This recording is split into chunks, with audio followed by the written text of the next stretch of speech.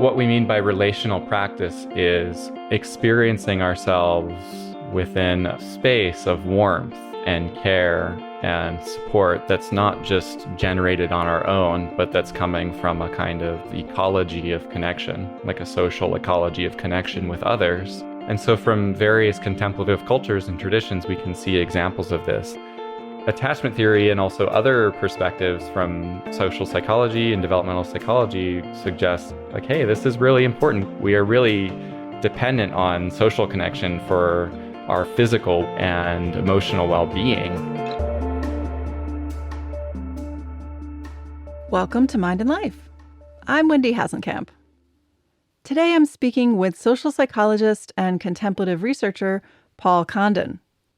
Paul has been at the forefront of efforts to integrate psychological theory with the Buddhist contemplative tradition. And specifically, he looks at meditation through the lens of attachment theory. This theory has come up in a few other episodes, and Paul gives a great overview here, but it's basically about how relationships and experiences in our early childhood set up the way we interact with others and the world later in life.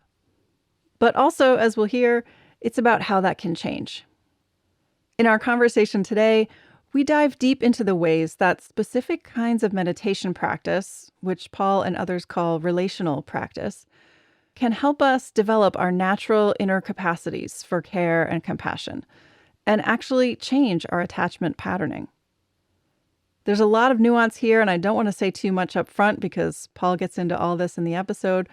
But suffice to say, I've found these kinds of practices tremendously powerful in my own life. And I think both the experience of doing them and the conceptual shift involved, which emphasizes relationality, can be transformational. Paul and I also chat about some seminal research he's done on measuring compassion in the real world and how meditation can increase compassionate and prosocial behavior.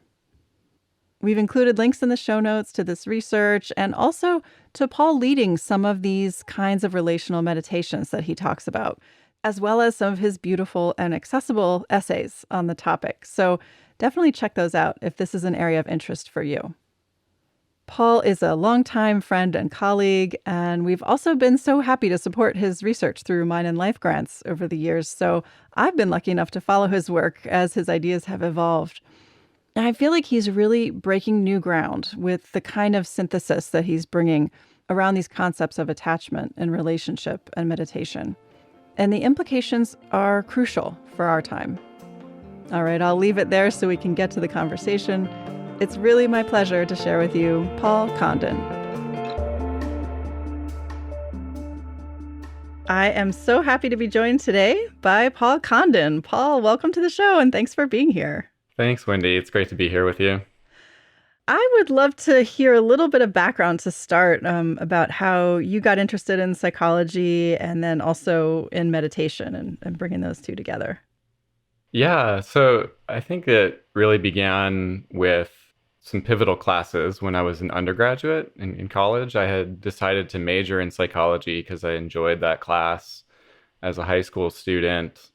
So I just really wanted to learn more and got excited about doing research with professors. And I don't really know why, but I just had some curiosity about Buddhism and Buddhist practices. And I had traveled to Japan and spent some time there as a high school student. So I had that curiosity, and there were a few courses that I took as a college student that allowed me to explore the intersections of psychology and Buddhism.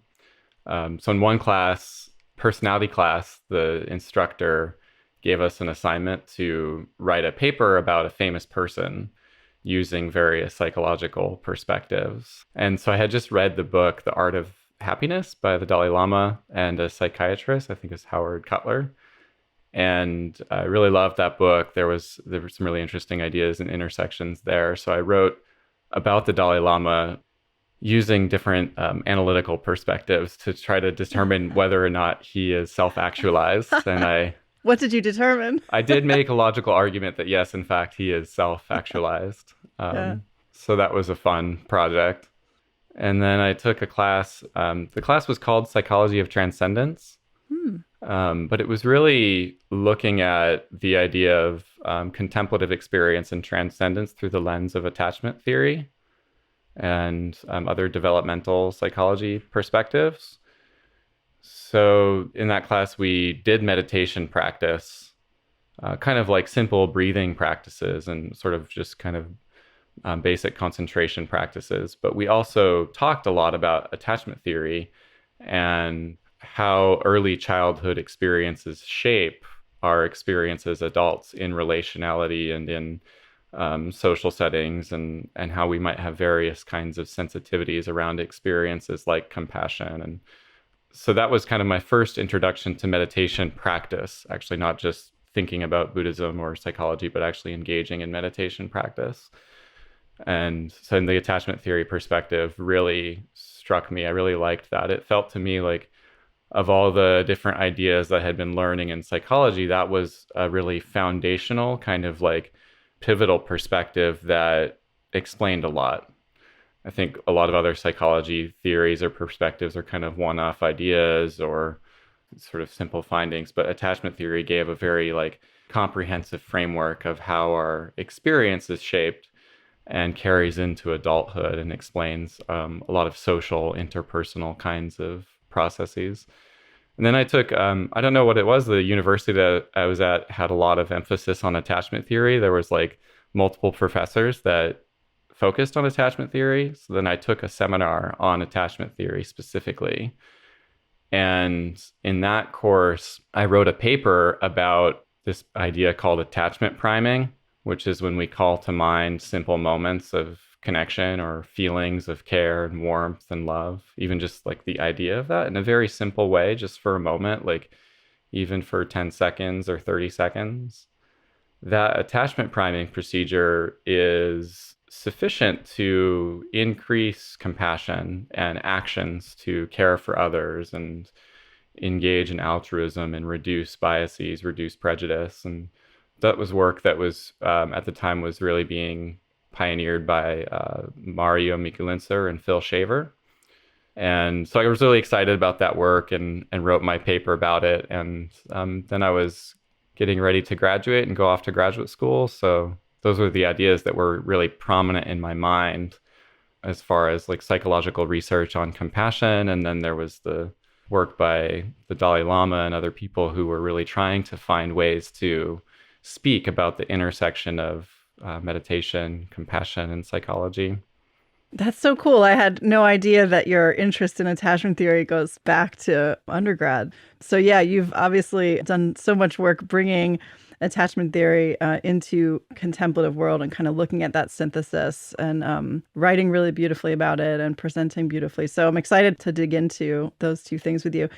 And you already mentioned the attachment priming, which will certainly come into play. But maybe first, before we get into attachment theory, one of the first things I would love to hear you discuss and explain for the audience is your first study on meditation, or at least the first one I was aware of, that really brought it into kind of real world behavior. And I think at that time, that was such a seminal study because so much of the work around meditation and research had been done in lab settings and looking at, brain studies or physiological outputs and things like that, which are all very important. But a large question remained, of course, about like, does this matter in people's daily lives? And does this change, the way people live their lives? So I feel like you really put a stake in the ground about moving the research in that direction. So can you share that study with us?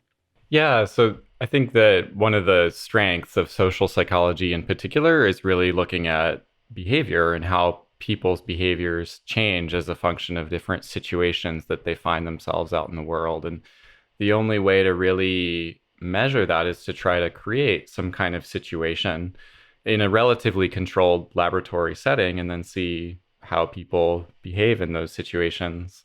And, there are studies that look at things like self-report or sort of project yourself into a situation and imagine how you might behave. And those serve some purpose. They help answer some questions, but they also have some biases. Like there might be sorts of memory biases or ways that people don't account for certain kinds of emotional states that could shape their behavior. Like we're not very good at predicting how we behave.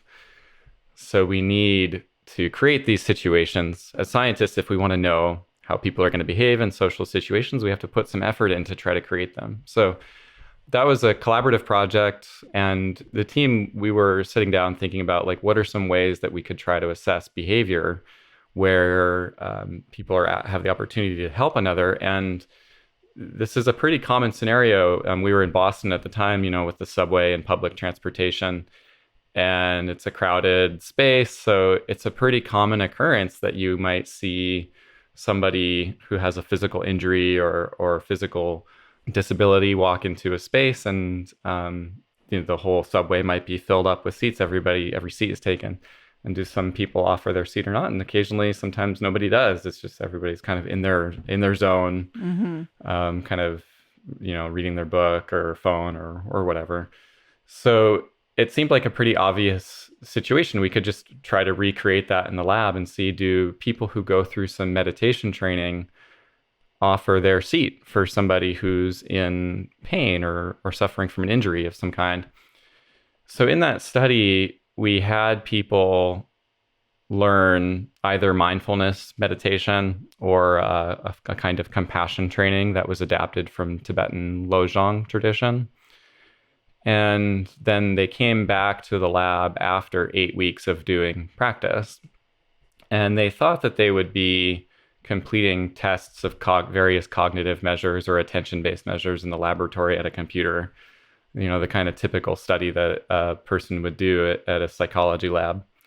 And we set it up so that when they arrived, there was a waiting area in the hallway, and it was a public space. It wasn't actually private for our lab. It was a public space, and there were 3 seats. So we set it up so that only 1 seat was available. The other 2 seats were occupied by actors, and then the one true participant could take the last seat when they arrived. And we occasionally had to do a little bit of work to really encourage them to sit. Like sometimes people didn't want to sit, and so we delay things a bit and like really say, oh, you can take a seat. I think we had to throw out one data point because we couldn't get the person to sit. So it was a funny note that we put in the publication. But so then they would take the seat, and after they were sitting for a little while waiting for the researcher to come back, a third actor came from down the hallway using a pair of crutches and a boot on their ankle. And the actor would approach the waiting area, and as she arrived, she would express some pain, kind of visibly wince a little bit, and then she'd pull out her phone, lean against the wall, and check the time and kind of sigh as if, she had to wait there for her own research study to start. And while that was happening, then one of the other actors who was sitting would use their phone to start a timer and just see what would happen. We would measure the amount of time to see if people would give up their seat or not. And we always set it up so that one true participant was sitting furthest away. So there were 2 actors in between the participant and the person on crutches. Okay. And it might seem like, a fairly simple kind of scenario, but it's a very well-established phenomenon in social psychology that when there are non-responsive bystanders, the 2 actors who don't give up their seat, it's a situation that discourages any kind of helping behavior. It's called the bystander effect. So when we see other people around who are not giving up their seat, we might look to that as kind of a signal of how we should behave, or a kind of what's sometimes called diffusion of responsibility. Like if they're not giving up their seat, I don't have to give up my seat. And that was true. We found that for people who didn't do meditation, only 15% of them gave up their seat. It was a pretty low rate of helping behavior. And then when people went through the meditation, it increased. 50% of the people gave up their seat, which is a pretty big increase. So we were excited. That was a cool effect. And it was as you said, it was one of the first studies to show that meditation could change actual behavior in a social scenario, in a live social interaction. There had been some studies that had shown that meditation could change people's intentions or sort of values around helping behavior, but that was one of the first that showed real action to help another person who was suffering. That was a study that was So it was an 8-week study with a teacher, with Lama Willa, who was one of the guests on the Yeah. podcast. She was the instructor, but we also then were able to replicate that study using a smartphone app. So it wasn't just dependent on hanging out with a really awesome teacher, which could account for some effects. So, yeah, like you said, this was one of the first studies to show this effect of meditation in real world situations. And since then, there's been quite a bit of research on these kinds of outcomes from different experiences with meditation. Do you want to quickly summarize some of the things that have been found in terms of like prosocial behavior and Yeah, there's been some really interesting results using different kinds of creative measures. So again, trying to get around self-report. So some people have used, there's this online game called Cyberball that social psychologists have used a lot, where it's just a basic, simple ball tossing game, kind of like playing catch. And there's a way to rig the game so that somebody gets excluded or what they call ostracized from the ball toss exchange. And we know that it's painful to be socially excluded, even from this ball tossing game. That's just a sort of simple computer thing.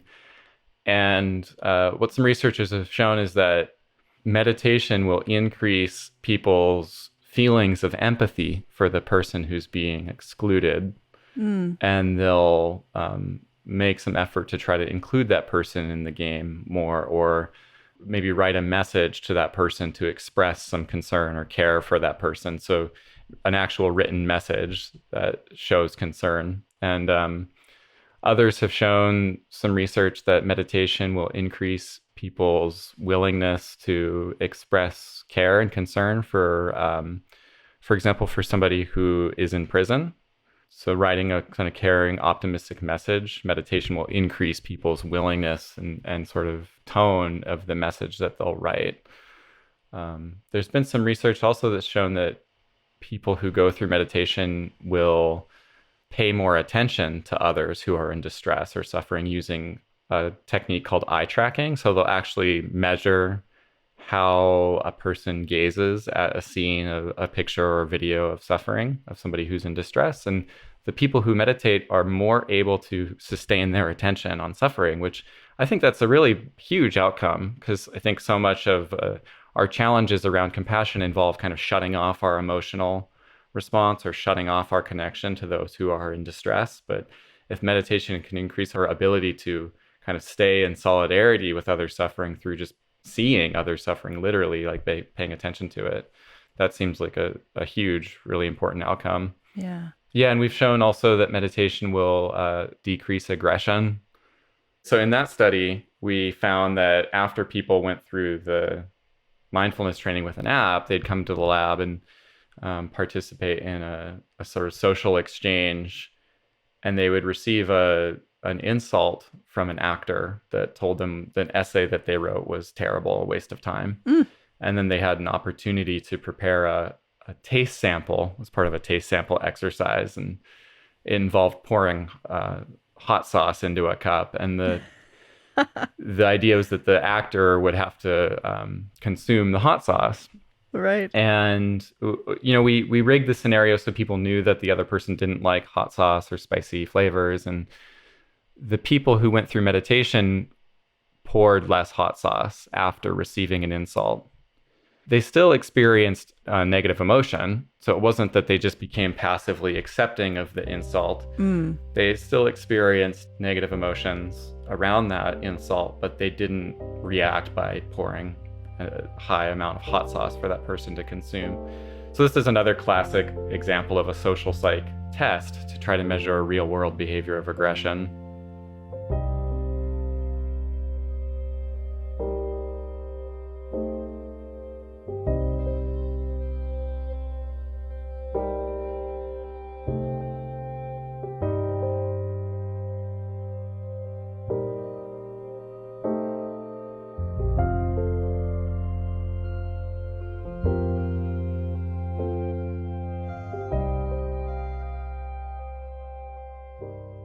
you mentioned some of the kind of barriers to compassion that we can experience, like just being overwhelmed, for example, with the suffering of another person or something, and kind of shutting down.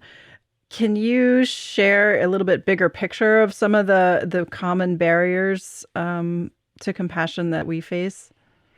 Yeah.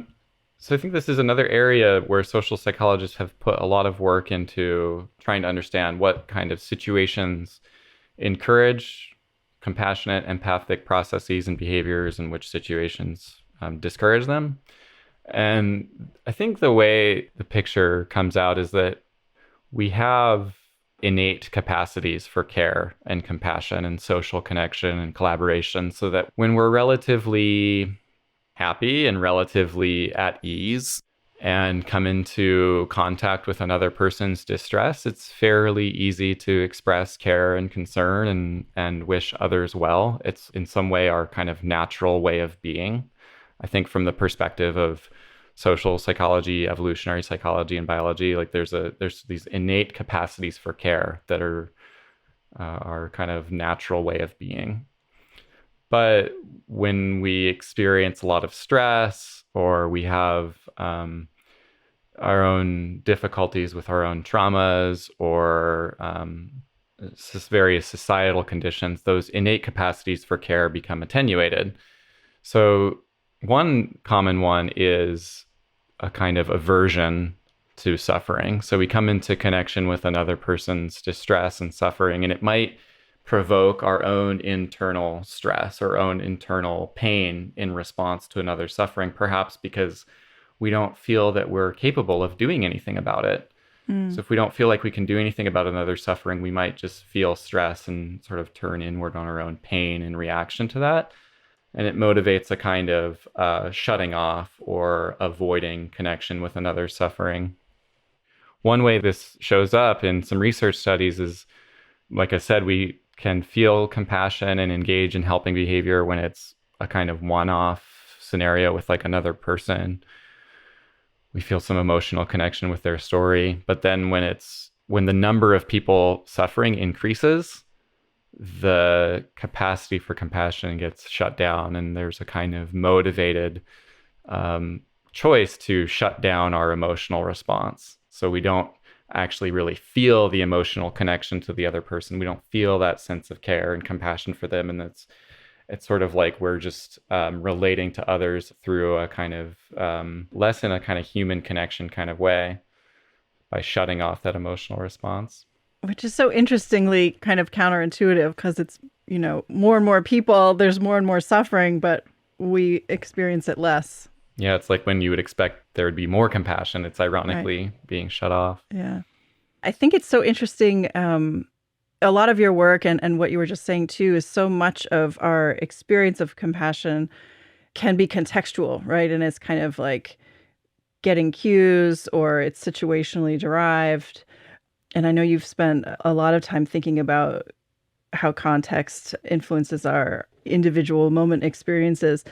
And then I'm also thinking back to your interest in attachment theory and how there's a certain kind of like vulnerability that is involved with compassion, kind of to be able to feel those emotions. Mm-hmm. One of the things this is bringing up for me is you wrote a fantastic essay for Mind and Life's Insights project recently. And you opened that essay describing an experience that you had in a class that you took, I think, as an undergrad, where your teacher asked people to share thoughts or emotions that trouble them or that are really difficult for them and kind of plague them, and write them down anonymously, and then ended up sharing a number of them in front of the class. And turns out a lot of people had similar fears or similar things that were concerning them deep down. And just kind of struck me that we don't normally share those fears, and it takes a certain amount of vulnerability and feeling of safety, really, in order to do that.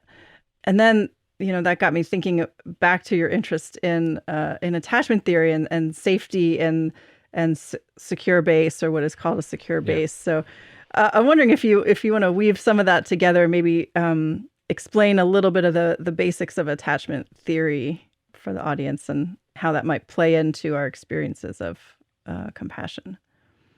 Yeah, so the exercise in the class, the professor asked us to write down the voice in our head that we wish we didn't have to hear throughout the day. And then we then turned in the card, and then he read them aloud publicly and anonymously. And it was really amazing because I think what happens is we have these experiences of anxiety or fear or self-doubt, self-criticism, and we're so kind of fully wrapped up in them as we experience them as if it's who we are and as if it's our own experience. And it's also a kind of reason to then be disconnected from others in our social world. We experience those as kind of things that cut us off from each other. But what the exercise revealed was actually the opposite, that those difficult experiences really are a thread of shared human experience. And that can be a tremendous resource for then empathy and compassion for others. Mm. And we went then quite deep into that course and trying to understand where do these threads of heartbreak come from in our lives and our experience. And so attachment theory was one of the main frameworks for understanding all of that. And the basic idea of attachment theory is that as infants, we come into the world, into our lives, with a kind of preparedness for relationality. We come with the expectation of being in connection to a caregiver. And infants will engage in behaviors and strategies to try to maintain proximity to a resource for care, because their lives are utterly dependent on receiving care. And it's not just physical resources like food or physical safety, but also kind of emotional nurturance. Research has shown that that's a kind of fundamental need or expectation that supports the development of humans. And so for better or worse, we experience care that is more sensitive or insensitive based on our experience with our early caregivers. And interestingly, there's some research that suggests that even the most attuned, empathic caregiver is only attuned with their infant about 50% of the time. Oh, wow. So that's even the most empathic, caring figure. So what that suggests is that all of us, whether we sort of classify ourselves as secure, which means we kind of come to trust and expect that care is available for us, or insecure, it means that we have some doubt or distrust around the source of care. Regardless of that sort of primary orientation that we have, all of us have some elements of insecurity. We all have some trace or some sort of like inner experience of insecurity that gets laid down in our bodies and our minds throughout our life. And we don't just develop experiences of security or insecurity with one caregiver. We develop those experiences across our life throughout a whole network of relationships. And those experiences in relationship then shape our sense of ourself and our sense of the world and our expectations of what future relationships will be like. So we sort of develop this sense of identity and a sense of ourselves in connection with the wider social world. And those early experiences then filter how we see future moments of relationship and connection.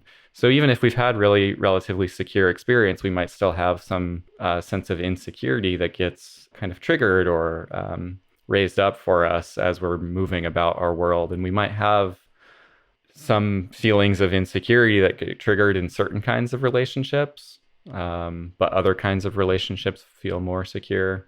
And also, even if we're sort of primarily insecure, we might have had moments of security with various kinds of people throughout our lives. And we can develop moments of security, not just with parents, but also with friends, with teachers, with coaches, mentors, even within like a kind of organization. There's research on attachment in like organizations or school systems that a kind of school system or organizational or work-based place can foster a sense of security or insecurity in people. So what this sort of suggests is that all of us have potential resources that we can find in our life that might help us to experience a sense of security, even if the sort of larger narrative or experience of our life in relationships has been more challenging or potentially traumatic. There are ways in which we can recover or resource ourselves to experience more security. Yeah, I love that. And I feel like this line of work really just lifts up our capacity for change. And I think for a while, correct me if I'm wrong, but in this field, it was kind of considered that you developed this attachment style as an infant, and that's basically how you live your life. Like most of psychology, I think kind of was under that umbrella that you develop a certain personality, through adolescence, and then it's fairly fixed. And of course, in the last several decades, that's completely been overturned, and we're learning more and more about our capacity for change and growth, throughout the lifespan. So I always take such comfort in that in relation to these patterns that have been laid down early in life that they can be changed into. Is it called earned secure? I've heard that term before. Yeah, earned security. Yeah, I think part of the reason why attachment theory was so innovative when it was first introduced is that it provided some pretty well worked out theory and then eventually some empirical data that showed that our attachment experiences do persist from early childhood, then through adulthood. And then that's one reason why that theory has so much explanatory power. Mm-hmm. But then, yes, at the same time, that doesn't mean that we're locked in to certain patterns. And that's also where there's some real beauty with the emergence of like contemplative theory and practice with attachment theory, that our attachment patterns can change and we can develop a sense of earned security or sort of like building our own secure base or discovering our own secure base in a way as adults. I have one question before we jump into the contemplative angle. Mm-hmm. This is just a really basic question that I have never even thought about until just this conversation. But is there research showing a relationship between attachment style and compassionate behavior or tendencies in the world? Has that research ever been done? Yeah, there is. And that's also where the attachment priming research, I think, was inspired from, recognizing that there's some research that shows that people who have a kind of secure orientation are more likely to express curiosity about their peers, a kind of support for empathy and collaboration. As you said, that compassion might involve a little bit of vulnerability of being in social connection and around other people's emotions. So security involving that willingness to be in connection with another person is important. And so research has shown that. And then I think that was also some of the inspiration for that idea. Well, if we can help people to temporarily experience security, it might increase compassion. And so then that attachment priming literature showed that. So one of the things that I find really interesting and sometimes not discussed a lot in relation to attachment theory is a kind of definition of security. Is it's not that any of us are fully and 100% secure in that we're just like perfectly emotionally stable and comfortable and confident all the time. But rather, one way of defining security is the ability to navigate between stages of autonomy and relationality with some ease and comfort. So there's comfort in sort of relying on social connection and support from others, but then also comfort in being autonomous and able to explore the world on one's own, sort of like branching out from the secure base and venturing into the world, but also then, when needed, coming back to the secure base for support and emotional connection. So again, it's not that any of us has it all totally worked out or 100% independent, but there's kind of, ability to explore and navigate and reconnect with resources. That's interesting. And is it right to say, just as you were saying that, it made me think about, if you're moving away and kind of being autonomous and independent, if you go too far in that direction, it feels more like the avoidant attachment style, or what that's one of the insecure categories, where you kind of avoid those close connections. Whereas if you're too far on the side of sticking with that secure base, that can be more the anxious type, where you're always looking for that, and you don't trust that it's going to be there. So that's interesting to think about security being almost a midway, or an ability to navigate between those two poles. Yeah, it's sort of like it doesn't mean that we don't have those emotions or those experiences that might be like a kind of avoidance or anxiousness, but when those emotions occur, there's not as much, maybe it's not as much fear around them. There's more comfortability to express different kinds of emotions with the trust that it will be met with support and care. Mm-hmm. Yeah, that's a classic understanding of the secure base, is that the difficult emotions will be met with sensitivity and kind of an appropriate response for the situation.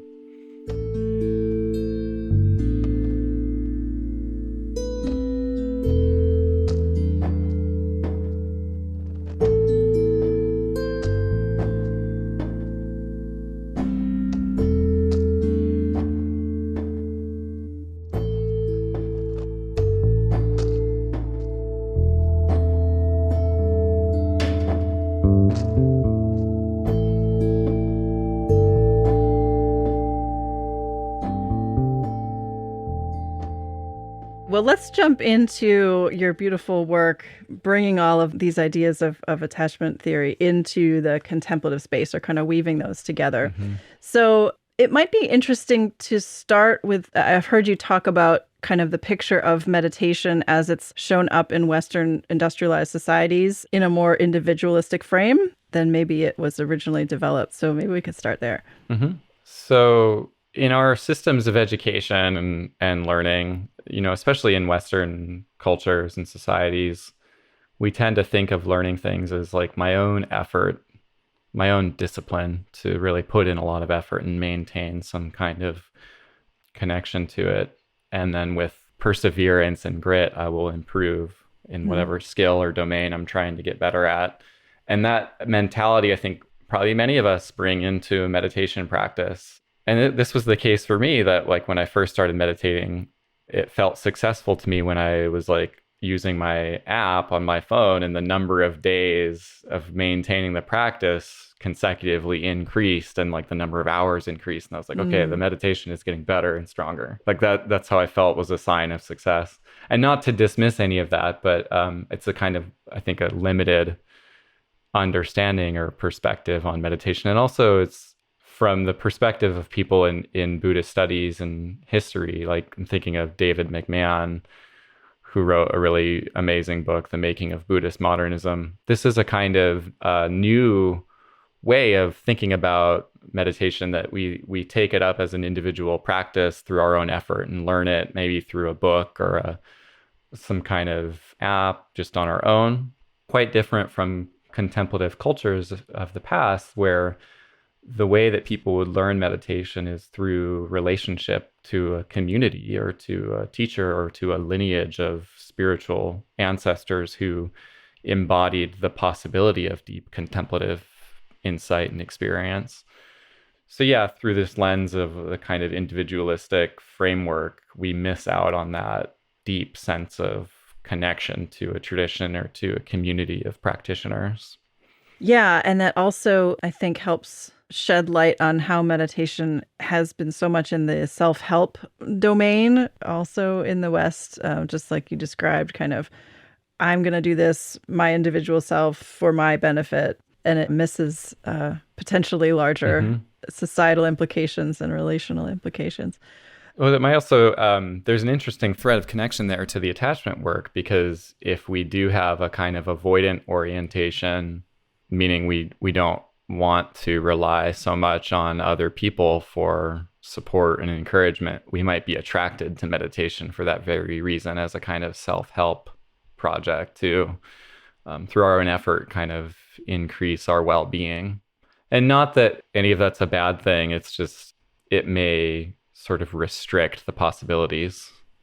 Right. And isn't there even some research showing that in certain situations, meditation can make you more self-focused or something like that? Yeah, there is some research on that shows that if we approach meditation through a kind of mindset of individualism, then doing the very practice can actually make us more selfish or less helpful when there's like requests for help. It can make us less likely to experience guilt, which is an important emotion in terms of social repair and social connection. It can make people think more highly of themselves, which is ironically not what contemplative traditions are trying to promote. So yeah, that's some important research coming also out of social psychology. Yeah. Okay, so that kind of brings us to what you've talked a lot about in terms of a relational starting point of meditation and how we kind of need to reclaim that or move towards that, at least in Western societies. So, can you unpack what you mean by that? Yeah, and so this is really coming out of collaboration with John McCransky, who's a professor of Buddhist studies and has done a lot of work to try to translate and make accessible more relational practices.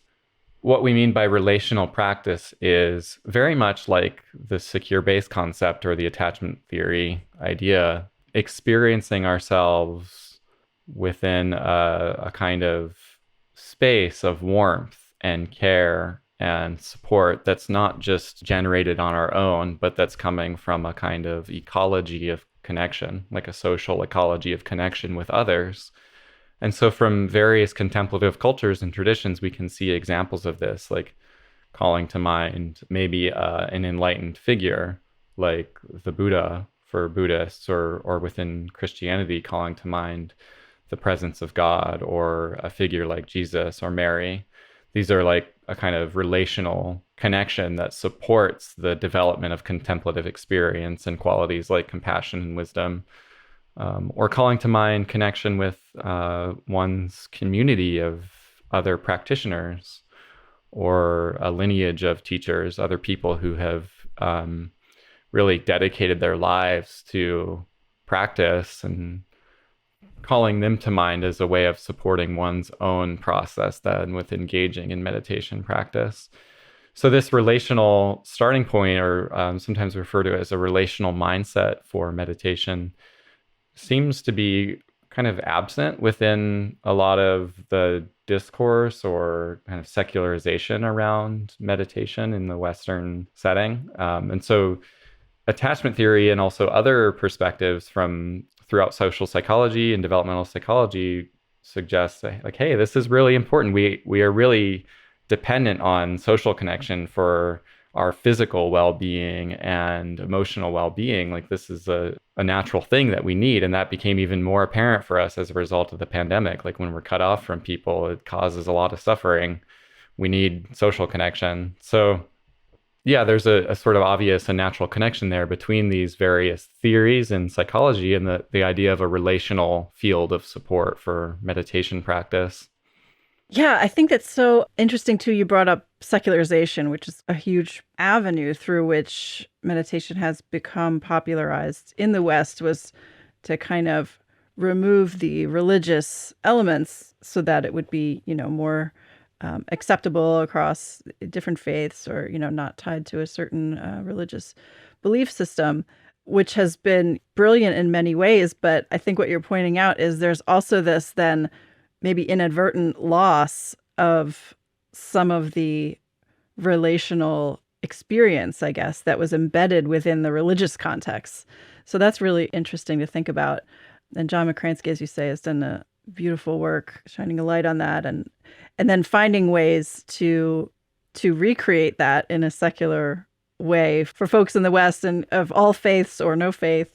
So can you describe a little bit about how the process works in these practices?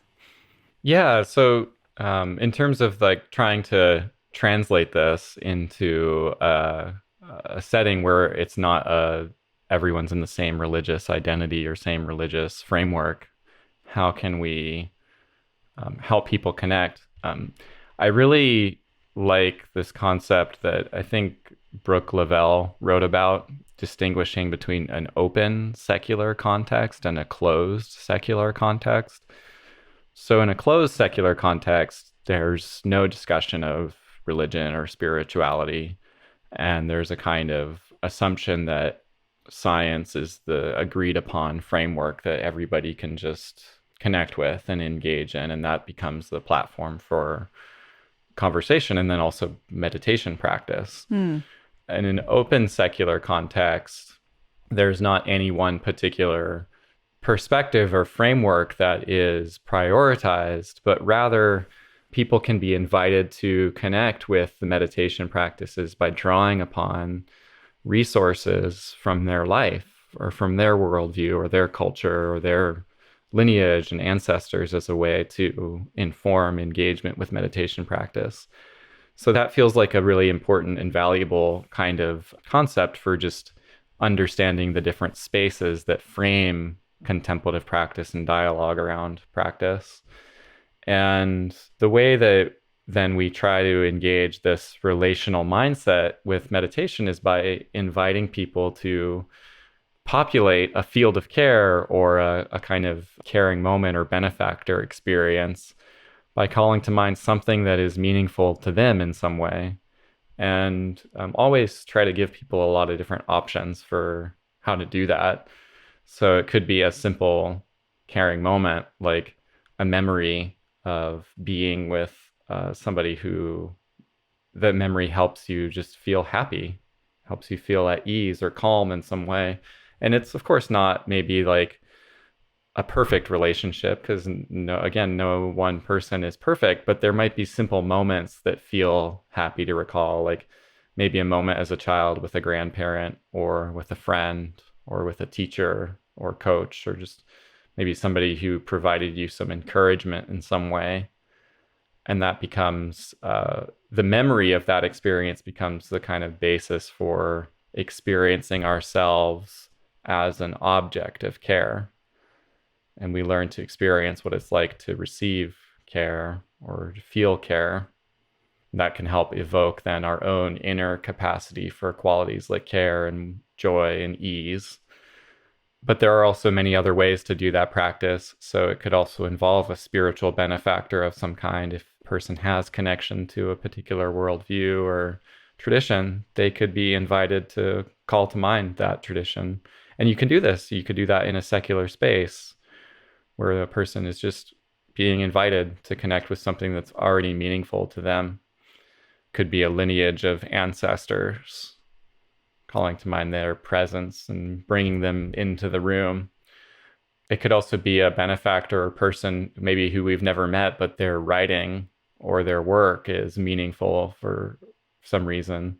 Like that book, The Art of Happiness, for me, that was like a benefactor book when I was in college, and it really inspired me. So it continues to serve that. You just thinking about that book as a kind of benefactor experience.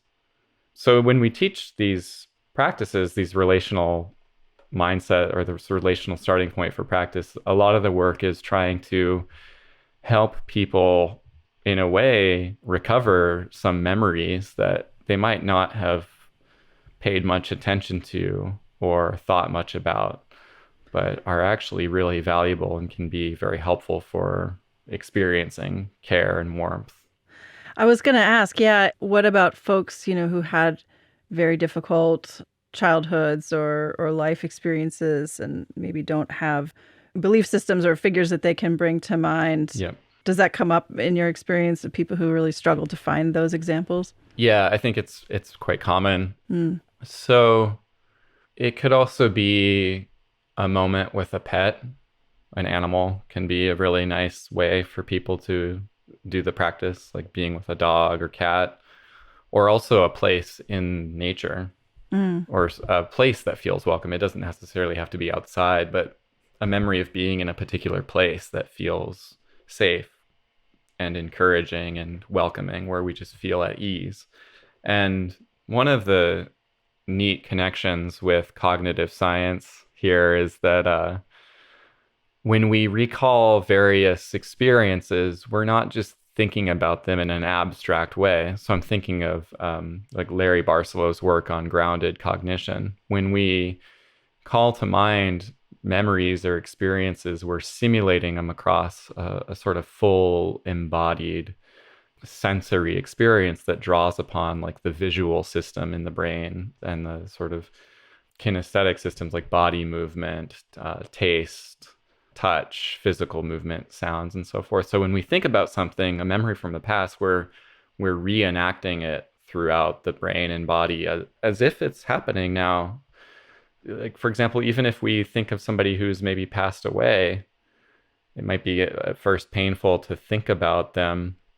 Maybe we haven't thought about them because it causes some sadness or grief, but we can actually, through a meditation like this, from that perspective of grounded cognition, we're reenacting in our bodies what it felt like to be in their presence.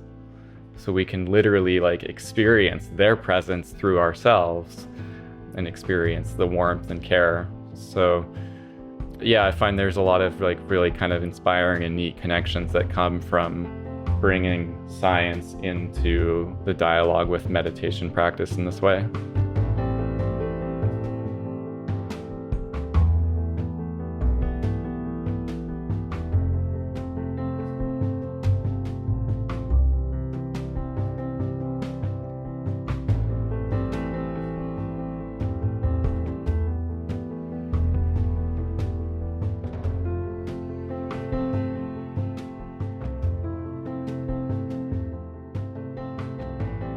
So I love that emphasis that it kind of doesn't matter what experience or memory you're drawing on. The point is to kind of reactivate that experience in the present moment in your body-mind system, right? So Yeah.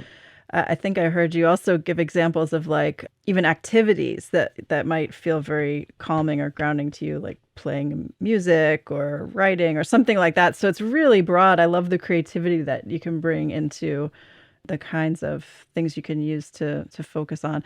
So then you bring these up and steep in them, I guess, or just kind of like hang out in that emotional experience. And then what do you do with that?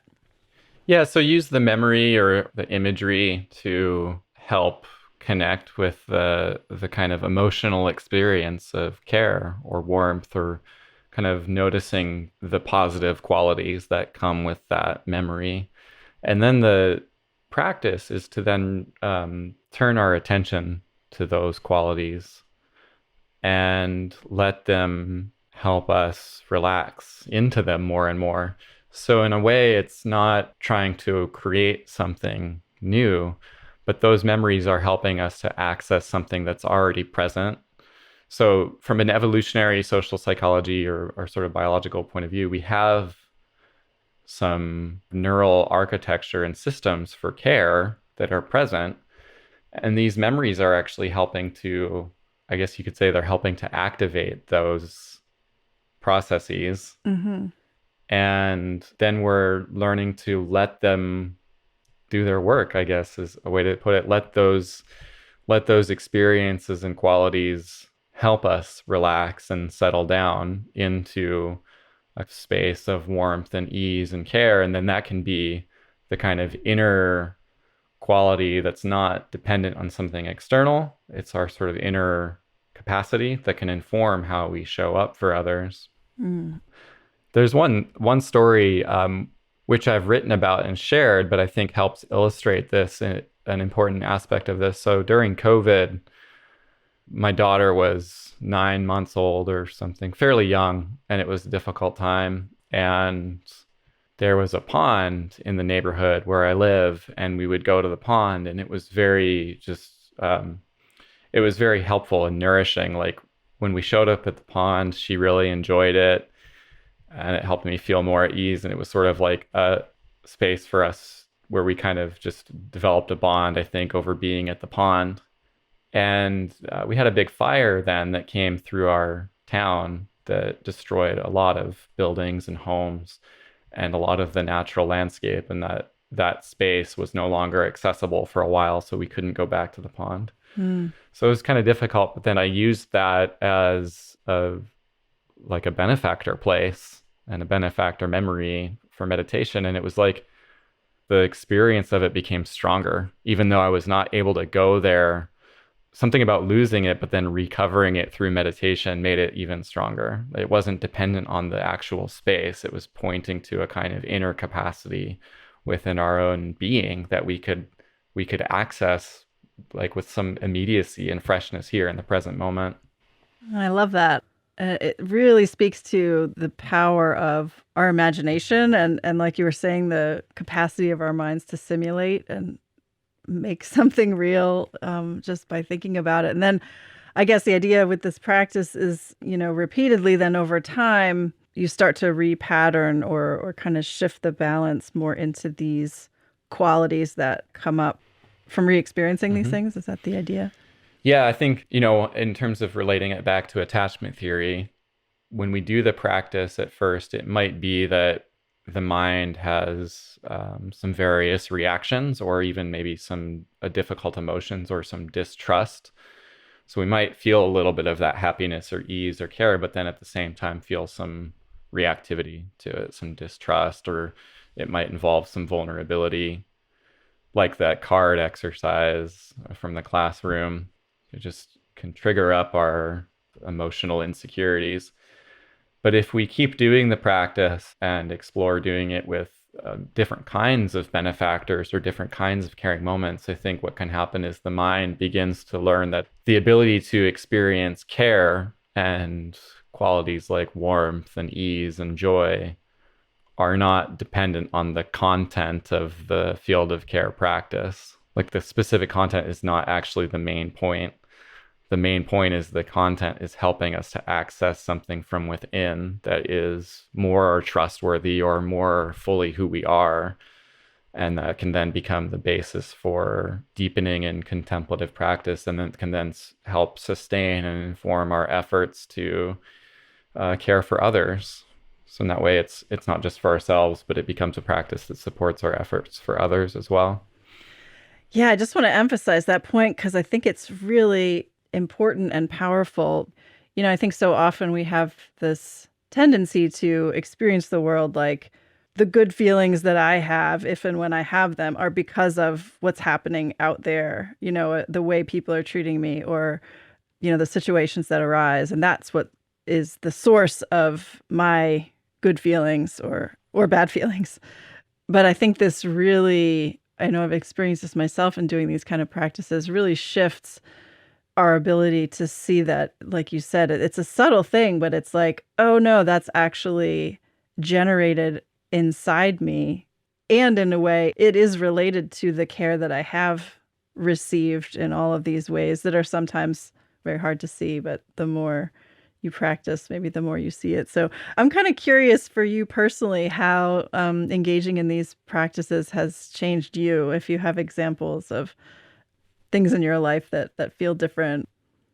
Yeah, I think probably one of the most powerful things is it can help lead to a kind of basic, people sometimes describe it as like a feeling of just basic okayness. Mm. Like what you were describing, like we can recognize that our feelings of warmth and care and joy and ease are not depending on something external, but are helping us to access and sort of discover resources for all those positive qualities right from within. That's actually like the more fundamental resource for our happiness and well-being. It's just kind of like our, in a way, like our inner experience.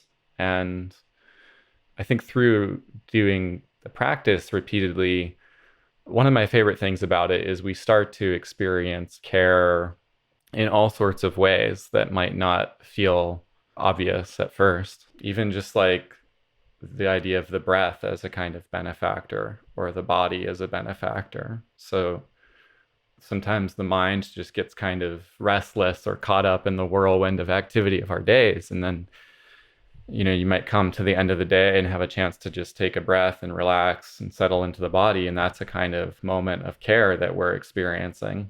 So it's not coming from an external benefactor in that case, but it's just the physical being of the body as a kind of benefactor experience. And we might start to notice care in all aspects of our lives that maybe we might at one point just dismissed or thought as not particularly important or meaningful, but then when we recover it in our mind, it becomes much more meaningful. It's like, okay, that's now a resource that I have that really can support this meditation practice. Even like simple moments of kind of laughing with friends or with sometimes in the classroom, I'm teaching, funny things will happen. Like it was shortly after we came back to the classroom after COVID, and I was running late to class one day and I ate a bagel really fast before class. And then I went to class and I was coughing. And I had my mask on, and I apologized to them. I told them it's not COVID. It's just because I ate my bagel really fast, and everybody started laughing. And it was like, in that moment, I could feel the boundary or the sort of like iciness between a professor and students just fell away for a moment. It's just, we're there together laughing. So like, maybe we don't pay much attention to those experiences. Like they might not mean much, but when we do these meditation practices, we start to see those moments through a different light and feel like kind of grateful for them, or sort of like those become more valuable than other ways that we're conditioned to think about our world and other goals that we might be pursuing. That actually like social connection and opportunities for social connection can be found in just mundane experiences that are really meaningful. Yeah, so I'm thinking about I'm curious what you see as the applicability or value of these kind of practices in a larger scale, thinking about challenges we face as a society. So just any reflections on that would be great. Yeah, I think that, so again, going back to attachment theory, one thing that is made possible by a feeling of security and feeling of safety is a kind of willingness to venture out into the world with more curiosity, with more courage, with more empathy. So I think in terms of the current challenges that we face in the world, doing a practice like this could provide a greater kind of inner resource to have the willingness to see suffering more clearly and to be in relationship with the suffering in the world without getting burned out, without getting so emotionally reactive to it, so that then our potential ways of engaging with the world are coming from a space of more ease and well-being and even joy, to be then in connection with others, not ignoring suffering, but being in greater touch with suffering, both with our own difficult experiences and then also with the difficult experiences that others are going through. So I think in terms of social challenges and challenges of climate change, there's some heavy emotions that come with learning about all of these things and the history of our country and our world. And then the future, there's a lot of difficult emotions that might get triggered by that. So having practices that provide us with a sense of secure base to come back to when we're experiencing difficult emotions can then help us be sustained in doing that work. Well, Paul, this has been so great. Is there anything that you wanted to share or touch on that we haven't talked about? Well, I just wanted to say that, I think Mind and Life has really been a great support for me and my journey in all of this. And so I really see Mind and Life as a kind of benefactor field of care. So thanks so much for all the work that you and the organization is doing. Oh, that's great to hear. Well, I think that your particular synthesis and direction is so powerful and needed. So thank you for all the work that you're doing. And thanks for taking the time to chat with us today. Thank you, Wendy. This episode was edited and produced by me and Phil Walker. And music on the show is from Blue Dot Sessions and Universal. Show notes and resources for this and other episodes can be found at podcast.mindandlife.org. If you enjoyed this episode, please rate and review us on Apple Podcasts and share it with a friend. And if something in this conversation sparked insight for you, let us know. You can send an email or voice memo to podcast@mindandlife.org. Mind and Life is a production of the Mind and Life Institute. Visit us at mindandlife.org, where you can learn more about how we bridge science and contemplative wisdom to foster insight and inspire action towards flourishing. If you value these conversations, please consider supporting the show. You can make a donation at mindandlife.org under support. Any amount is so appreciated, and it really helps us create this show. Thank you for listening.